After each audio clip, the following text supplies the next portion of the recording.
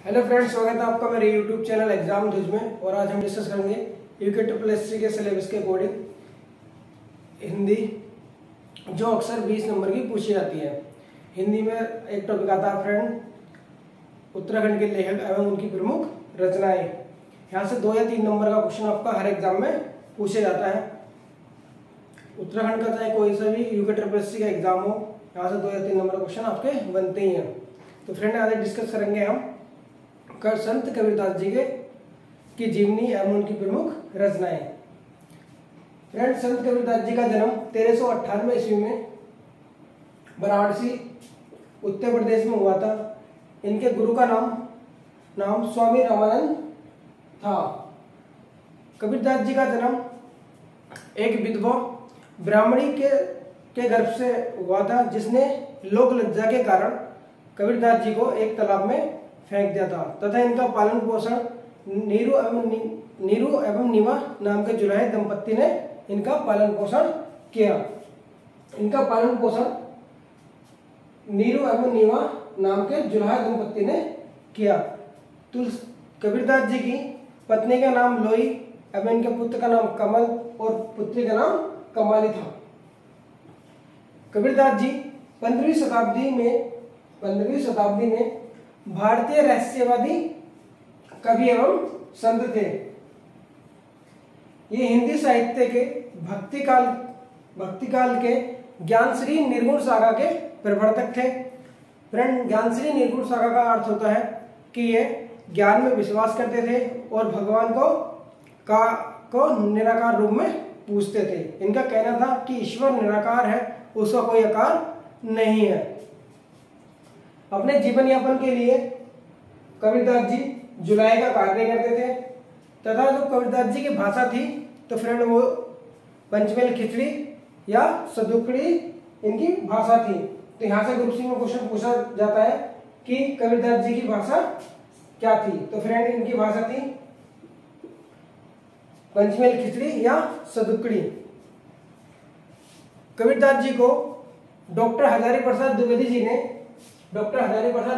ने वाणी का डिक्टेटर कहा। फ्रेंड, ये क्वेश्चन ग्रुप सी में पूछा गया था, जो ग्रुप सी का एग्जाम होता सीजपाल का, तो उसमें क्वेश्चन पूछा गया था कि कबीरदास जी को किसने वाणी का डिक्टेटर कहा। तो कबीरदास जी को वाणी का डिक्टेटर डॉक्टर हजारी प्रसाद द्विवेदी जी ने कहा था। इनकी रचनाओं को धर्मपाल जी ने संग्रहित किया, जिसे बीजक कहा जाता है। फ्रेंड, मैंने ट्रिक बनाई है कबीरदास जी के रचनाओं के बारे में। ट्रिक है, कबीरदास के खेत में बीजक ने सखी सवद और रमेनी के साथ धान की रोपाई की। अर्थात कबीरदास जी की जो रचनाएं हैं फ्रेंड, वो है आपकी बीजक के 3 भाग हैं, सखी, सवद और रमेनी। ये फ्रेंड ग्रुप सी में पूछा गया था कि बीजक किसकी रचना है। बीजक आपकी कबीरदास की रचना है। सखी, सवद और रमेनी किसकी रचनाएं हैं फ्रेंड, ये भी कबीरदास जी की रचनाएं हैं। कबीरदास जी के द्वारा लिखे गए मुख्य 6 ग्रंथ हैं, जिसमें कबीर साखी, कबीर बीजक, कबीर शब्दावली, कबीर दोहावली, कबीर ग्रंथावली तथा कबीर सागर। कबीरदास जी ने बहुत सारे दोहे लिखे, जिसमें से एक मुख्य दोहा लिया है मैंने। दोहा है, पत्थर पूजे हरि मिले तो मैं पूजू पहाड़, ताते तो चक्की वली पीस खाए संसार। अर्थात कबीरदास जी का कहना है कि अगर पत्थर पूजने से हरि मिलते हैं तो मैं पहाड़ पूजूंगा, उससे तो पत्थर की चक्की ही वली है, जिसका पिसा अन्न यह संसार खाता है। क्योंकि फ्रेंड ये निर्गुण शाखा के कवि भक्त थे। इनका मानना था ईश्वर निराकार है। ये मूर्ति पूजा में विश्वास नहीं करते थे। ये कहते थे कि ईश्वर कण कण में समाया हुआ है। कबीरदास जी की मृत्यु 1518 ईस्वी में महर यूपी में हुई। फ्रेंड, जब कबीरदास जी की मृत्यु हो जाती है तो हिंदू और मुस्लिमों में थोड़ा झगड़ा होता है कि इनका दाह संस्कार हम करेंगे।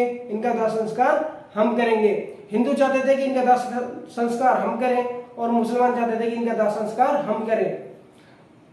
फ्रेंड, जब इनके सबसे चादर उड़ जाती है तो वहां पर फूल थे, तो उन फूलों के आधा भाग तो हिंदू ले गए, उन्होंने अपने हिंदू रीति से इनका दाह संस्कार किया, और आधा भाग मुसलमान ले गए, उन्होंने अपने धर्म के अनुसार इनका दाह संस्कार किया।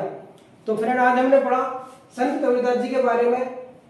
संत कबीरदास जी के बारे से फ्रेंड एक ने क्वेश्चन आपका बनता ही है, उत्तराखंड ट्रिपल एससी में पूछा जाता है कि ये रचना किसकी है। जैसे पूछ लिया कि बीजक की रचना क्या है, बीजक किसकी रचना है, सखी सबद रमेनी किसकी रचना है, तो फ्रेंड ये पूछा जाता है।